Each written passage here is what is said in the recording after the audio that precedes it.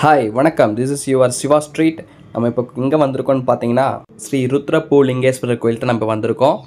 நம்ம ஆக்சுவலாக நம்ம கோயம்புத்தூரில் எப்படி ஈசா கோயில் இருக்குது அதே மாதிரி தான் நம்ம தேனியில் இருக்க மக்களுக்கு இந்த கோயில். அங்கே பார்த்தீங்கன்னா உங்களுக்கே தெரியும்னு நினைக்கிறேன். நான் ஏன் அதை ஈசாவை மென்ஷன் பண்ணேன்னு உங்களுக்கு அப்படியே தெரியும். நான் எதுக்காண்டி சொன்னேன்னு நீங்கள் நம்ப மாட்டீங்க, ஆனால் அதான் உண்மை.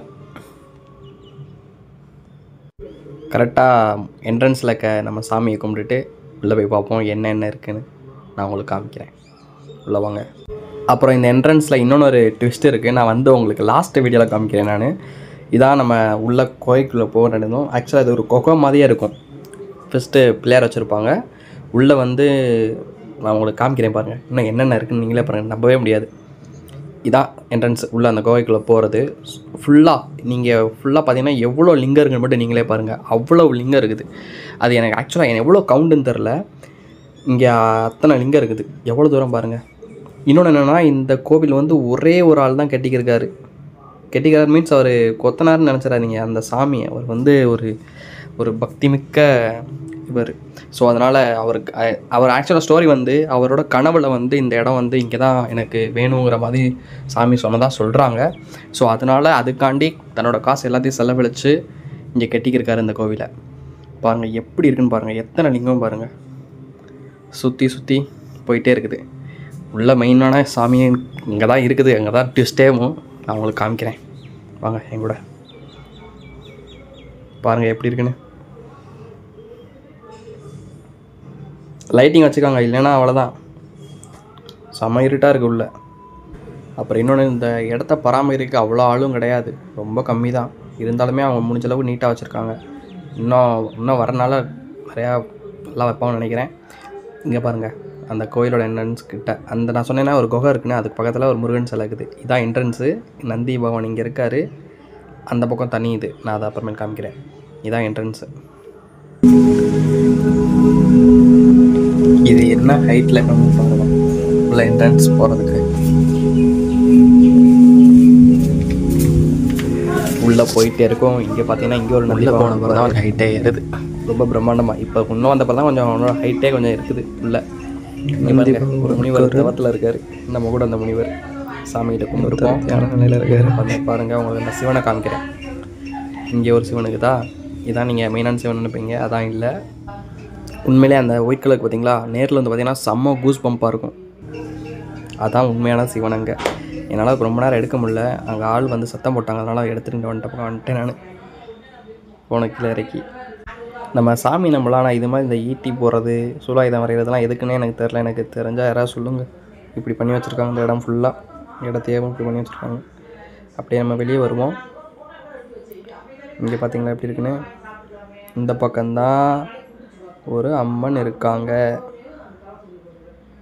அவங்க காமிக்கிறேன், தெரிகிறதா அவங்களுக்கு யாருன்னு.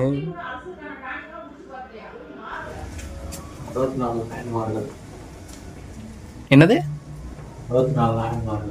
இவங்க தான் 64 நாயக்கமார்களாம். எனக்கு அதை பற்றி தெரியாது. உங்களுக்கு தெரிஞ்சா கமெண்ட் பண்ணுங்கள்.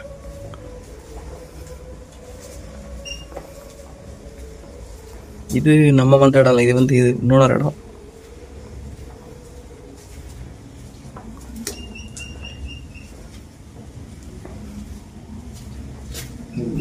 இங்கே பாருங்கள், இந்த சிலை மட்டும் டிஃப்ரெண்ட்டாக இருக்குங்க.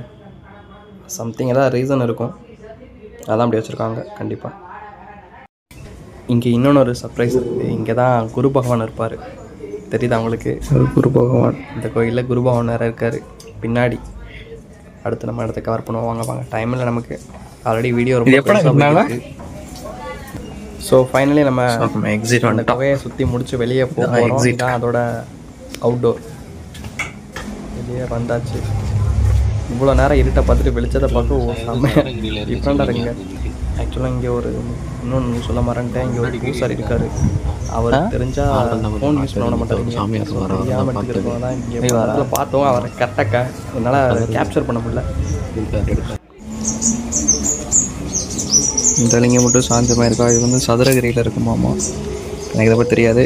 இவன் தான் சொன்னான். அது கொஞ்சம் சாஞ்ச மாதிரி தான் இருக்குமாம்மா.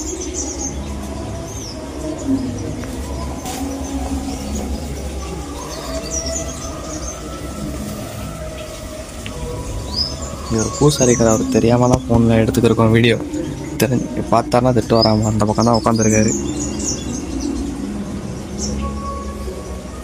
நான் ஆல்ரெடி சொன்னேன்ல பராமரிக்கிறவங்க இருக்காங்கன்னு 2-3 பேர். ஸோ அவங்க ஃபோன் யூஸ் பண்ணாலே திட்டுவாங்க. அதனால தான் தெரியாமல் எடுத்துக்கிருக்கேன். முடிஞ்ச அளவுக்கு நான் கவர் பண்ண ட்ரை பண்ணுறேன்.